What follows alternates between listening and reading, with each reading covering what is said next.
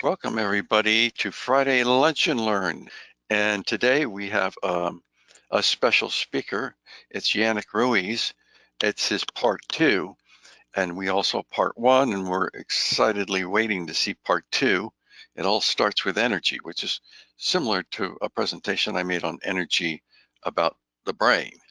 And Yannick picked some of that up and said, well, we can apply that to the body too, and how should we look at it? So he's going to present that today. And without further ado, I'll let Yannick take over.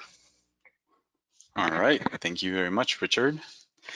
So this is going to be the second part of It All Starts with Energy, and it's going to have a special focus on salt.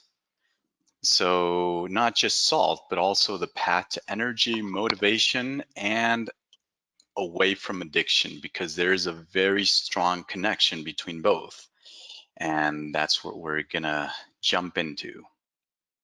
So we had already seen last time, but I wanted to go back to it a little bit, that selection is ignorance. So when you select something, you choose to ignore something else, and then you have this central value, and that's what you're going to be fixating and focusing on. But when you see things from different perspectives, you can reintegrate it and use it in a different way. And it is not as limiting as just focusing on one single level of observation.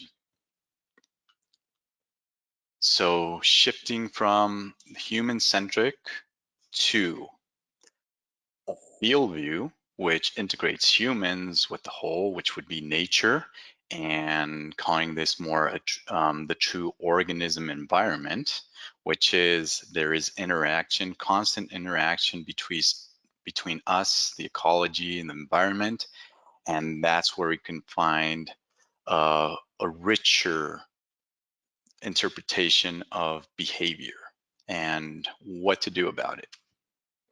So starting from the 6 stages of illness, the mindset and the interaction of the world is just where we're about to start. So we can really apply it to our lifestyle and improve our health. So what I'm going for in this presentation is a little bit more of that paradigm shift. Last time we reviewed how energy is absorbed by water. Solar energy is actually the true source of the initiation of all metabolic activities by structuring water. Grounding is also a big one, but those two are not being used now. So we are having a lot of lack of health, and the paradigm shift will now go into electrolytes, particularly salt. So when we talk about salt, this image really shows us how there are different types of salts, and the composition is very different to what we have been led to believe, or the one that we use the most, which is table salt. So real salt contains sodium, contains chloride, and it contains dozens of minerals. This is what processed salt is composed of. Just contains sodium, chloride, aluminum, dextrose, and some iodide. But it really has nothing to do with whole salts. So this would be the equivalent of a processed food like refined flours versus whole foods. You can just see the amount of minerals it contains, even potassium and magnesium, which are very important, and sulfur. So the relationships, the ratios are completely different. Doesn't matter if it's mine salt or if it's sea salt. In either case, there is more of a proportion, and it is not void of potassium and magnesium, which we know are so important, just to name a couple of minerals. Visually, you can also see it. It's extremely different in general. And also to start pointing out that you will have hormone shifts depending on your salt status. So when you have low sodium, you actually have these hormones that stiffen up your arteries and they retain sodium, and they also increase your blood pressure. So salt restriction or being low on salt, as in salt deficiency, can start producing these effects through hormones. There's this other hormone that has a very important impact on electrolytes. So cortisol releases sodium from our skin to help us during times of stress. So stress meaning when we're supposed to perform something, we have to carry out physical activity. And it also helps with our pH balance after the stress-inducing event, because these types of hormones linger on for longer than an immediate response from an event. So that way you can go back into homeostasis. The problem we find now is that people are chronically stressed out and cortisol levels, well, they're predominant. And that's what actually induces many difficulties. So these are some salty facts that the body can excrete huge amounts of excess sodium, but not excess sugar, because there's always this worry about, oh, you know, your kidneys are going to be having trouble with it. But, you know, normal functioning kidneys can excrete up to 100 grams of salt. So those are huge amounts.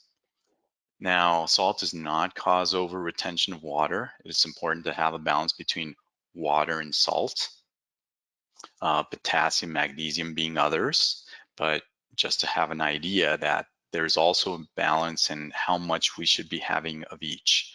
Now, salt retaining hormones, as I mentioned, can impact your organs, and they can also cause hypertension. Can increase your heart rate and size, and they'll stiffen your arteries. And we already know from the previous slide that that comes from salt restriction, as in the case with aldosterone. This is also another example of a study which is focusing more on chloride, because when everyone talks about salt, they're talking about sodium. And they're not even talking about the other mineral that's predominant, which is chloride, which is incredibly important. So this is an example of how low levels of chloride can actually impact your neural hormone activation. Neural hormone are just hormones that are created in the brain that work within the brain in general, as opposed to other types of hormones that, you know, go farther into the bloodstream and have impacts really far in the body, like cortisol or aldosterone. But this is an example of how even chloride supplementation can improve your state and not lead into heart failure. Now, salt restriction and deficiencies cause something called pica cribbing when we talk about livestock, and in humans, we call it munchies.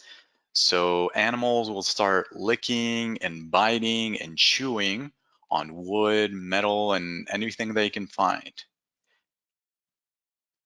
And those aren't the only animals that start showing a certain type of behavior. You can just see that elephants in Kenya, well, it's been observed that they go into these dark caves, these pitch dark caves, and they start licking the walls that contain sodium sulfate. There are also elephants in other parts that uproot trees and they start getting at the sodium-rich soil, as well as gorillas that follow those elephants and start also eating off the salt-rich soil and also start chewing on rotting wood because it's full of salty microbes. So you can just see how critical and how important these two electrolytes are.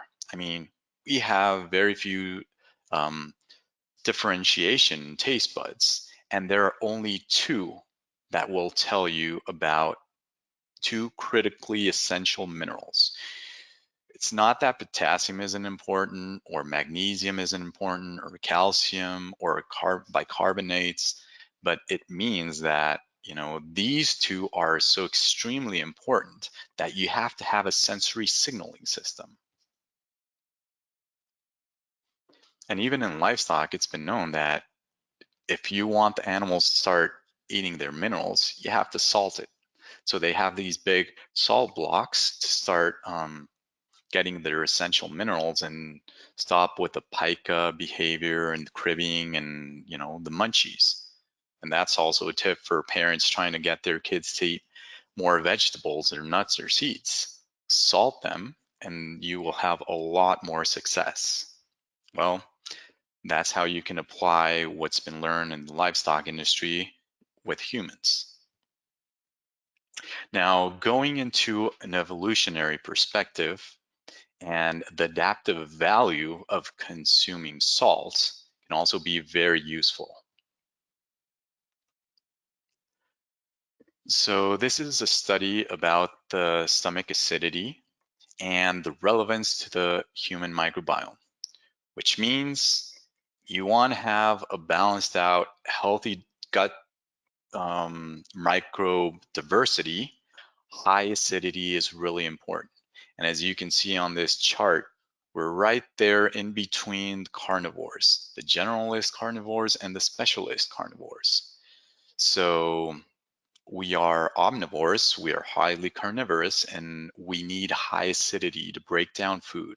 And by doing so, it's also a type of defense against bacteria. So if we really want to sterilize our stomach and be protected, cooking has become a necessity, but before it was impossible, or it couldn't be done frequently. But salt would be the key electrolyte and couple of minerals that would help you with this. Besides, if you don't have chloride, you can't produce any hydrochloric acid, which is a stomach acid. So it's a building block. If you don't have enough, you'll be in trouble.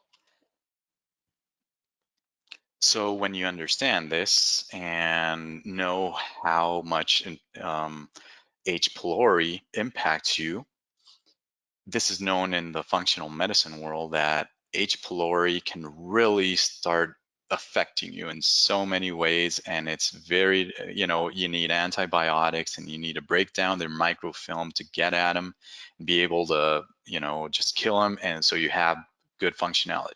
But if you had always used certain amounts of salt, the proper ones, then it is harder for you to have these type of infections. So by doing this, this is also another example of how this limited idea of sodium will give you high blood pressure, and then you'll have damage to your artery just because of that is like not really well thought of. For example, by having an infection of H. pylori, you can start having openings in your tight junctions in your stomach lining, and that sends endotoxins, which are toxins from these bacteria, right into your bloodstream. And that can also be an independent risk factor for atherosclerosis.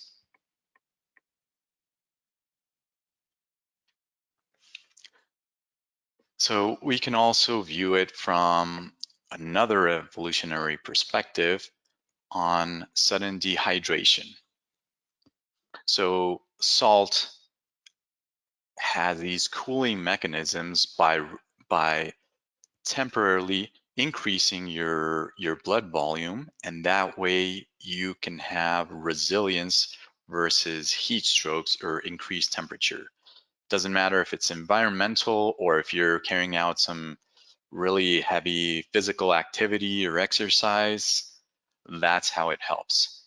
and ultimately that'll lead to improved adaptation, passing along your genes and having more offspring and allowing the species to go on.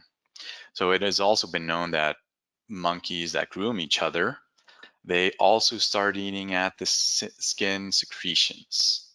So it's not just a social aspect that they're showing, a type of caress, like humans do it much more verbally now, but with other types of primates, they get benefits. And one of them is being able to get some extra salt. And if you add some more salt into their fur, like put it on, then the grooming increases.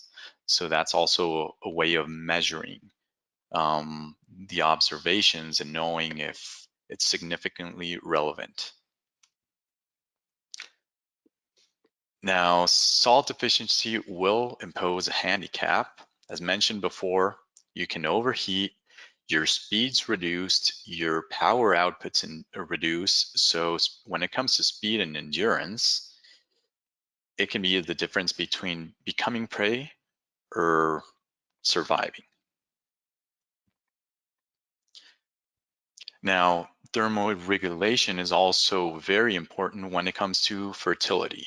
If you have high temperature or really low, it will be impacting your fertility. This has been known with different herbivores, and it's also just pretty much a no-brainer because if we don't have the right temperature, our brain function goes down, our hormones go out of whack, and it's a lot harder for our body.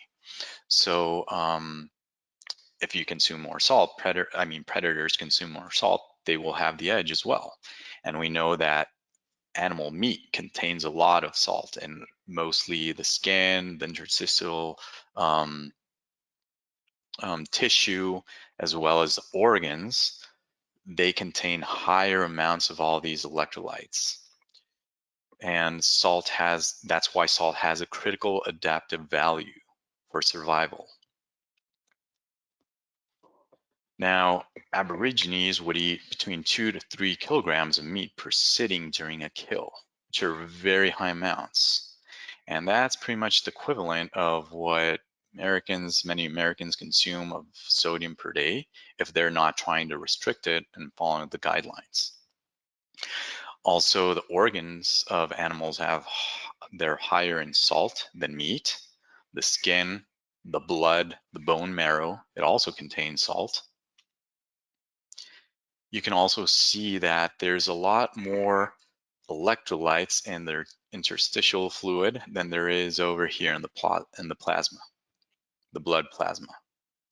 So we used to eat the entire animal. We're not doing that anymore. So it's a lot more difficult for the body to be able to balance out the pH.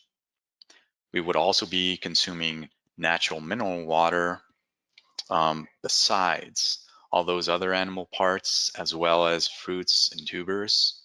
So high bicarbonate consumption is also very important to generate energy and for our pH balance. If we remember from last presentation, everything we drink will impact us. So it's not the same to drink from tap water than it is from the streams in a river, which contains different information and minerals. It is completely different. Also, water burning requires bicarbonates in the blood, and that's one of the reasons why baking soda is such a useful universal remedy. As shown with the example I provided in the last presentation of how very small amounts of sodium bicarbonate with some electromagnetic frequencies would start emitting photons and would last for more than a year. So you can just see that energy nonstop for a complete year. Now, primates have been eating fish for quite some time, and several have used tools to do so. So aquatic animals contain high salt as well as high quality nutrients like omega-3 fatty acids which was required so we could grow our brain. And same thing can be said for the maintenance of our brain. So a child that's developing needs these elements, as well as someone that's just maintaining their brain health, or someone that is having difficulties, neurogenic type of issues, or dementias. These are critical factors. Now, the bioenergetic potential of humans is much higher. The brain mass, the energy that's required, the longevity, and the reproductive output. Water burning just needs salt and energy. We saw this on last presentation. So energy generation to be able to continue performing and thinking is even more critical for us than other species, the amounts for our brain. Now, just a quick recap to remember that to build this structured water in your cells for potential energy, you need water, salt, and sunshine. And there are other forms to increase it, but those are the primary ones that everyone has at their disposal. So now, taking a historical perspective to improve performance, I thought about the Romans, because they would usually pay the army with salt, because the worth in gold, they would pay it to them, and that would have different benefits, as we already saw, in endurance and power, brain output, cardiac output, muscle function, reduction of cramps, preserving food, killing bacteria, and they would also practice going out to the sun, and their sun hospitals. And well, could this partly explain the military dominance? I believe it can. So coming back to the present, for brain function,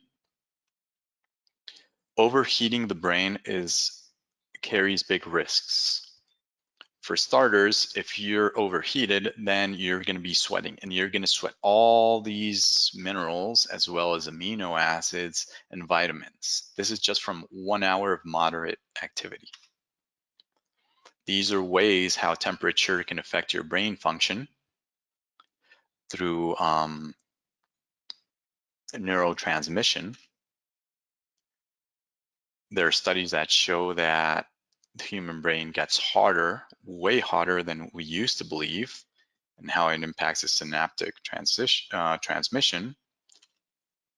And your blood-brain barrier also opens up. This is an experiment with mice. And when this happens, you also get immune activation. So it's just a really bad combo to have this overheating, because it'll impact your functionality, and not just short term, but long term.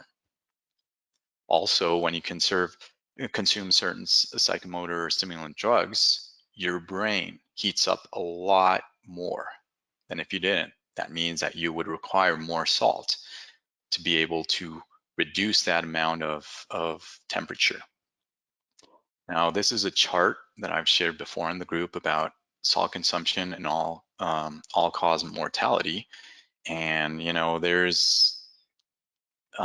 this is an example of how improved salt will decrease that all-cause mortality. And the recommendations are actually not improving health. Actually, if you have low levels of salt, you will start losing calcium and magnesium. It will just take it from your bone, because you require it to continue functioning. And a human adult requires at least 5 grams during exercise days. And I'm talking 5 grams of sodium. Remember, salt is sodium and chloride, so this is critical for bone health as well. Coffee consumption also makes you lose sodium. So caffeine and salt restriction can be a double whammy, and then you would also lose taurine, which is really important for brain function. So the salt, sugar, and addictive link has been known even with starving lab animals, so they can keep themselves motivated to try and get at food. And well, salt also being a major component. So the body has this form of signaling. It contains the taste buds for those two minerals, so you can know that you're supposed to go and get more of it until you feel satiated. The reward pathways they start increasing, so that when you start eating, you eat a lot more because you are very deficient. But this also impacts other addictive substances like sugar, because it works on the reward signaling system of the body and the dopamine neurotransmitter and receptors. So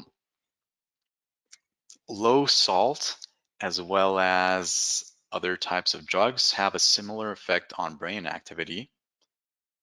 Low salt also creates this anxiety prone state of being.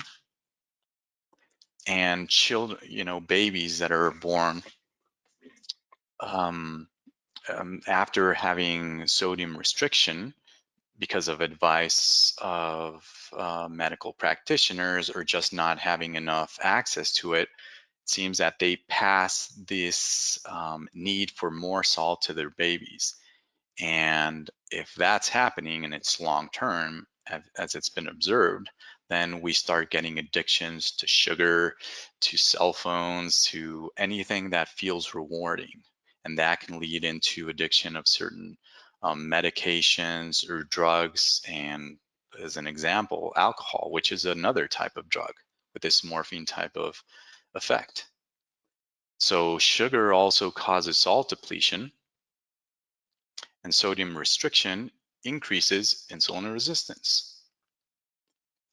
So prioritizing insulin levels and blood sugar, much more important than just restricting salt. It's just not a good strategy. And when I'm talking about salt, I'm talking about whole salt, real salt. So when it comes to functional neurofeedback relevance, brain development, and plasticity, there are different types of communication. The first one, the quickest one, requires sodium. Right? It's very, very important. Then when it comes to neurotransmission, it's also going to be critical. Activation of neurons, which you can see the potassium and the sodium are critical, both, not just one. And when it comes to neurotransmission, chloride is also very important because it will help. It will change the charge just like potassium. Now, you need salt for every single neurotransmitter. And if you want to not be prone to be stimulated by every single noise, or not being able to keep your attention on something, you want to have enough salt, including chloride as well as potassium. But chloride is also plays a very important role. It's not predominant in that aspect, but it is important. So you can have this healthy brain and nerve function. Now, not reacting to everything chronically, constantly. For that, you need enough salt for that movement to take place, those different phases, and also for increasing stimulation if there is depression. Now, the coaching in cases I want to show you is that, for example, this is a veteran male on 20 medications, and you can see his cravings for chocolate, pepperoni pizza, enchiladas, meat and potatoes, salt. He didn't have balance. His hands were shaking, and from a craving of 5 and 3 to nothing after 3 teaspoons of salt, and have increase in relaxation and decrease in stress, as well as feeling more empowerment. That'll tell you how quickly it'll act. And it took about 10 minutes for this, between 10 and 15 minutes. It takes about the same time for everyone. This is the second session. You can just see the shift. I mean, he was already on the program, but he started out well, but he still required more salt. Less than the previous session, but even then, you could see the changes. And also the types of cravings. And after taking the water and salt, it was gone. This is another male, 76-year-old, that was just talking and talking, huge amount of stimulants, smoking, coffee, was 40 cigarettes a day. This is an image of the BioWell, the device that I mentioned, which is really good to show dynamic changes, systematic dynamic changes, and how you can just see the difference is a lot more energy on the cerebral cortex, well, the part that's associated with it, and the part that had a lot of inflammation just going down. Also a huge asymmetry in organs that went down after the water and salt. And a female, 34 years old, taking care of herself, but still not knowing how important salt was. You can just see the differences within the session, the decrease, and she was addicted to Coca-Cola. After that session too, 15 days later, she was off Coca-Cola. She didn't have the need for it, but she just wanted it all the time. Her hands and feet weren't purple anymore, well, type of, like palish purple.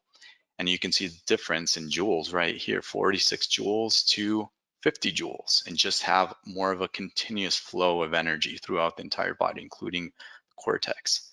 You can also see it when it's for different organs, before more in the orange part, and after more on the green part. Functional medicine markers also improving, so you can use it in combination. And now going into the old paradigm, which are losing strength like fat and cholesterol, I just wanted to remind people that some ideas catch on. And medical allopathic doctors in those times were promoting smoking. And this is a lot of that advertisement that was going on. And you can just see how they played a really pivotal role in getting people to smoke or not stop smoking during treatment. So paradigm shift, and it takes time for that. Also requires a lot more evidence and just waiting it out. And just some key points are that there are differences between salt. Livestock receives supplementation, big cubes of salt and minerals. There's evolutionary evidence. I presented a historical proposition of evidence. Water, we need salt, we need sunshine, and if we use certain devices as well as juicing and grounding, then we can improve our energy by a lot, reduce our addictions, and just have an overall increase in functionality. So that's it. If anyone has any questions, we can now open the floor. I have a question about, so a woman who is 70, almost 70, has really, really terrible night sweats. And she has in her history had hyponatremia to where she went unconscious, I think after I think it was after a plastic surgery or something. And I'm just wondering, could you mention hormones, if that might have something to do with, because nobody can figure out what the night sweats are. She's been to a ton of doctors. Sure. So low salt levels, as I mentioned in the presentation, can lead into higher cortisol responses. And if you have prolonged cortisol, you start having blood sugar issues like low and high blood sugar, insulin resistance. And then you also start getting issues with your sex hormones. So you can't have like a hormonal soup of all of them at the same time. I mean, each one has it's like an operation mode. It's like, oh, okay, do you feel safe enough so you can recover and socialize and have fun and laugh? Or are you like pretty much on the brink of not being able even to have your heart beat? So that's where cortisol kicks in. So prolonged states of salt deficiency will lead into this, and high sugar also creates salt depletion, and it'll impact your hormones. So going for more whole salt, like Himalayan, Celtic, Redmond's, and more water and lime would be really useful. And she's probably also having difficulties with potassium. So like avocados and these types of foods can be very useful. But You said salt being a critical one. Thank you. You, Thank you. you said, did you say Redmond's or Redmond? Redmond's. What's Redmond? It's mine salt from Utah. Oh, So okay. it also Uh-oh. has really good proportions of different minerals. It's not from the Salt Lake. No, Yeah. I've Yeah. tried, different minerals from the Salt Lake, but I That think thing's it contains toxic. a little bit too much lead. So Yeah, Yeah. it's got Weird. more lead in it. It's really Okay. toxic. yeah, My questions, which I typed somewhere, but anyway, how does coffee deplete sodium? And what's the workaround?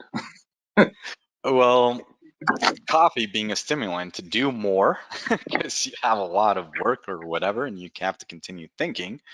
It does have an effect, but a stimulating effect. But then you lose salt because you start wasting some sodium. So for every 4 cups of coffee, you need about half a teaspoon extra of salt in water.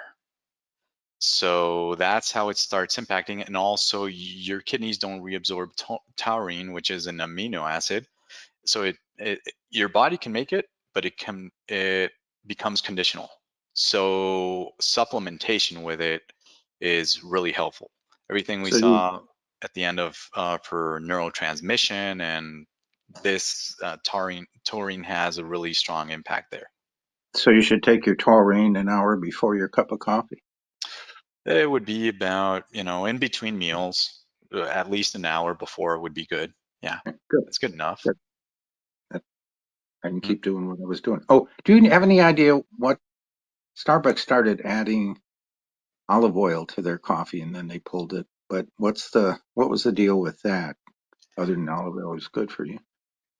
I don't know, but olive oil will, when you're using these amounts of oil and need big storage to be able to cover the demand of Starbucks, olive oil actually burns, it oxidizes. So then you got these peroxidized oils and they go into your body and you're in trouble. It's not like freshly pressed.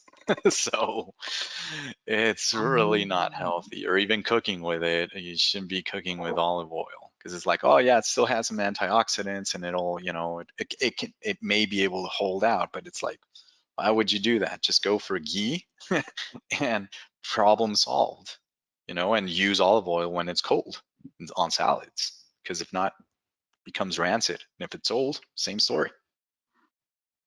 So I guess when you open any bottle of olive oil, you should taste it, and if it's burning your mouth, take it back. It's really difficult to know if it's good or bad, if it's not even diluted, because there's a big thing with that also in the industry. So But I mean, even but if like there's some, a mouth burn, that means it's bad. It kind of burns your throat, your mouth. well, that might be, one of the effects, but how much of it is burnt and how much isn't, it starts going into that part. And if you absorb the burnt part, either way, it goes into your cell membranes and it becomes really troubling. So yeah, Okay. olive oil is not one of my go-tos, but if I do get it, always in the fridge and, get it extra virgin pressed and just like every 6 months, get a new one. Got it. Thanks. You're welcome. You can check Consumers Lab for who produces fresh olive oil too. That's not highly oxidized and really good quality. Any names come to mind? No, not offhand, but they have it listed. I could list them, I suppose. Please. Okay. On the question on getting sunlight, I think the Germans require office workers to have windows. They don't put them in carrels, but so any particular types of windows to avoid that are kind of filtering out sunlight, or should they be open windows? Well, if you can open them, that's better, right? Get the direct sunlight. If it's not too hot, if it's Yeah. sun's on top of your head, then that's not a good time. But other moments are really good. So just getting at least going out and getting real sunlight would be the best way. And the other well, what else you can do is just like design the building or have windows. This is also very important in hospitals, but kind of like forgotten how to do this stuff or why it's relevant. Oh yeah. But I mean, I think we're starting to, there's a lot of people starting to catch on that the way that things are being built and direction, which before were really important, well, they're even more important now because our health depends on it, and even your performance in the office. But just going out there, rolling up your sleeves at least, and getting some real sunlight, even if it's 5 to 10 minutes, having a 5 to 10 minutes break would be the best thing. It's interesting because I was watching the Netflix, or at least one episode of 100 Years of Silence. Mm-hmm. And they were at the point where they were building the little village or establishing it since they couldn't find their way out of the swamp to the ocean, blah, blah, blah. But anyway, the socialist thread in it was that every hut that was built had to have access to the water that was nearby, and it had to get equal amounts of sunlight. So nobody blocked somebody else's sunlight. They were all sort of facing the same direction. It was interesting little piece that caught my ear. Well, it definitely it makes sense from a functional perspective. Don't block somebody else's sunlight. Yeah. Just like those huge buildings, if they're blocking all the light on those small houses, well, it's going to be really bad for health. They're blocking Central Park in New York. So anyway. There you have it. But I guess I was wondering if Marquez was up on the literature, or the Aboriginals that he was basing it on were ahead of they knew more than we do. Well, Anyway. even the Romans knew more, and the Egyptians seem to know more in that aspect. So we're kind of like going for the technological golden calf, and like saying, oh yeah, this can fix everything. Well, no, it can't. You need a little bit more nature and things that we used to have that we're not getting enough of. That no amount of energy can fix it. I mean, some can help, like the machines for structuring water. That they're useful, but they can't replace sunlight either way.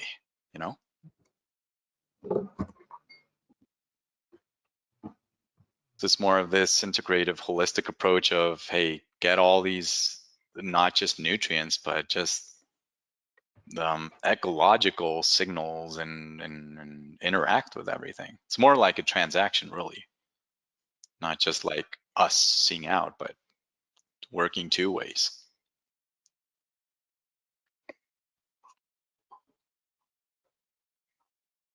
Follow the elephants into the cave. Hell, they might be going there because the tsunami's coming too. Oh yeah, it's so interesting to see natural, in natural environments, how animals behave, which is one of the main focuses in ethology. It's like, okay, what would you do under natural circumstances? I mean, we can't know that with humans. We can get a little bit closer by seeing so-called primitive groups or tribes, but it's not even then is it like as natural as it would be. But I mean, they're not dying of cardiovascular diseases all the time or anything, you know. So but yeah. Unless we're feeding them corporate canned dog food. Oh yeah, and sending them some vaccines, some extra vaccines, which they may not need. Maybe some, maybe not others, you know, but just using them for experimentation. Oh my God. But yeah, you know what? Just like key takeaways are the amount of salt we're ingesting, it's not the right salt, it's not enough. We're also not getting enough water, and the major stimulant in the United States, coffee, depletes you even more. So long term, it's potentially damaging your nerves as well as your overall function and, you know, resilience, resistance, endurance, everything, you name it.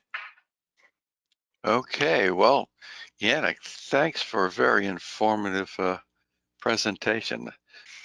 And thank you for the questions, everybody, and participating. It's very enriching for all of us. All right, well, it was my pleasure. Thank you for having me. Bye-bye.